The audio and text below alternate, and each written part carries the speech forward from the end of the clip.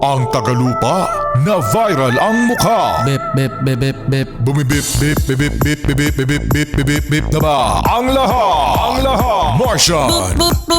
Enrico Pañero! Bip, bip, bip, bip, bip. Bip, bip, bip, bip, bip, bip. Bip, bip, bip, bip, bip. Titilaok! Titilaok! Bip, bip, bip, bip, bip. Ito na ang 101.1 Yes FM Balitang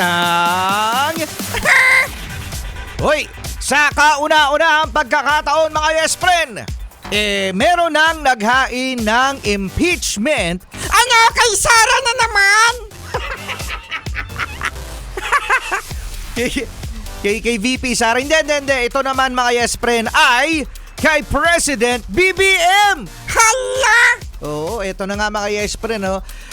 Ito na nga ang pagkakataon ng ilang mga kongresista na pumanig. Totoo yan mga yes friend.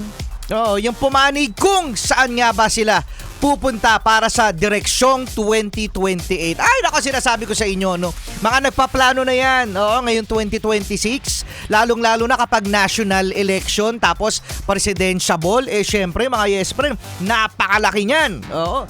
So, eto na nga, ang naghain ng impeachment ay ang Pusong Pinoy Party List Representative na si Journey o Hernie Jet Nisay. Okay, so inendorso yan, tapos ihinahain naman ni Attorney Andre De Jesus.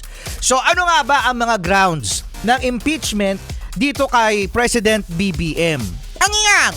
Ito yung culpable violation of the Constitution, graft and corruption at betrayal of public trust. Okay, kabilang din dyan mga yes friend, yung grounds na inihain yung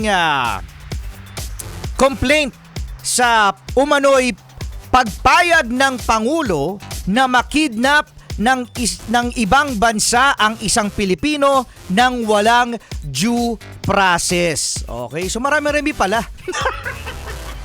Pero ang question dyan, syempre, hindi yan tatakbo kung wala ang mga galamay sa Congress! Oh, yan, sa Congress. Alam mo, may chismis nga eh.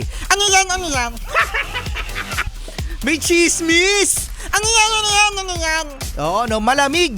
Malamig na mga yes friend, ano, ang ihahaing impeachment kay VP Sara Duterte. So para nag-turn yung table, no? Na kung dati si VP Sara mainit, no? Mainit ang mga butsi.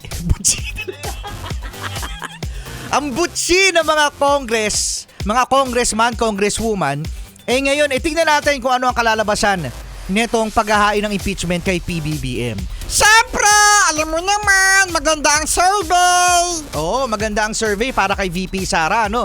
Pagkatapos, itong si BBM, Negative. bawi! Pwede pa bumawi, pwede pa BBM, pwede pa bumawi. Ilang taon na lang ba? 2.5. O yun, may 2.5 years pa si PBM. Siyempre, no, mga yes pre, no? Yakang-yaka yan ni PBBM.